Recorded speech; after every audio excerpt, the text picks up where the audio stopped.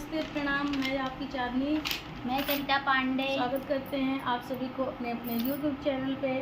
तो चलिए आप लोग के सामने बहुत ही अच्छा, बहुत ही प्यारा देहाती पचरा गीत लेके आई हूँ। आप लोग सुनिएगा, आप लोग को कैसा लगेगा कमेंट में बताइएगा। और नए हो तो प्लीज़ चैनल को सब्सक्राइब करके बेल आइकन को प्रेस कर लीजिएगा। और इसमें आप लोग पहचानिए कौन माँ है और कौन बेटी है। तो चलिए ना ज़्यादा टाइम वेस्ट करते, आप लोग दिमाग लगाइए ढेर सारा।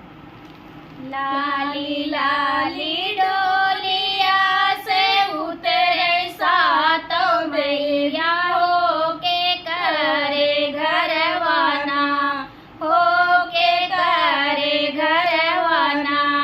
मैया ले बुतू बसरवा हो के करे घरवाना, मैया ले बुतू बसरवा हो के करे घरवाना। हाथ जोड़ी पैया पाड़ी हम माई बेटी हो हमारे घरवाना, हो हमारे घरवाना।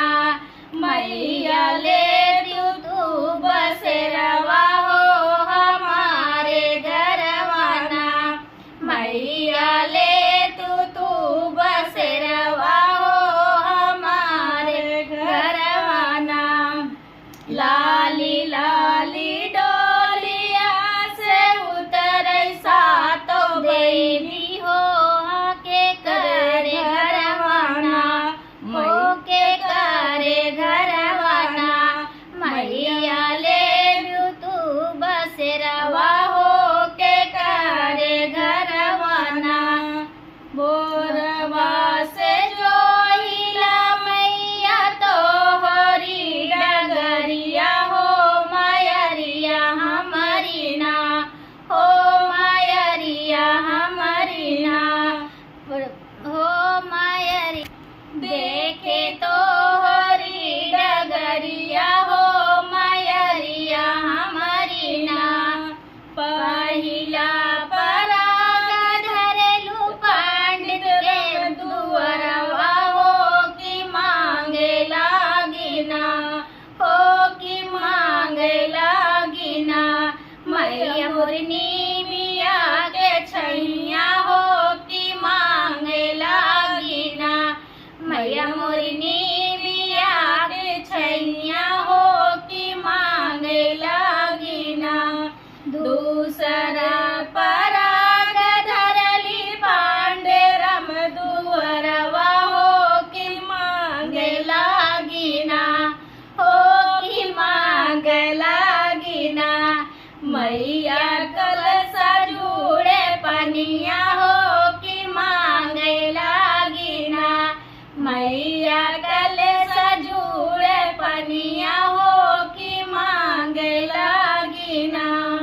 लाली लाली डोलिया से उतरे स्वर्ग मैया हो के करे घरवाना, हो के करे घरवाना। मैया ले तू बसरवा हो के करे घरवाना, मैया ले तू बसरवा हो के करे घरवाना।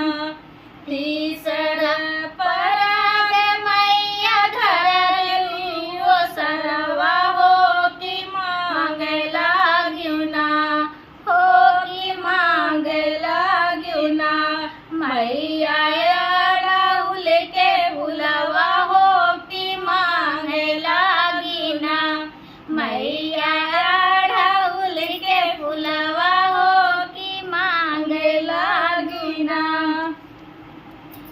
लाली लाली डोलिया से उतरे देवी मैया हो कि करे घरवाना, हो के करे घरवाना।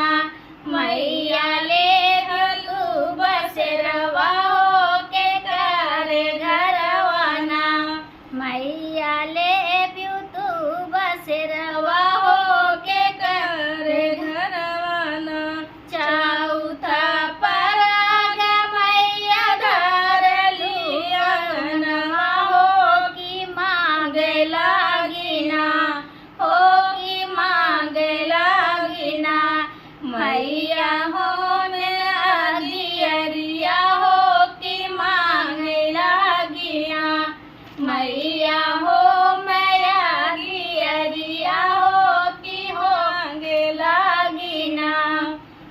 लाली लाली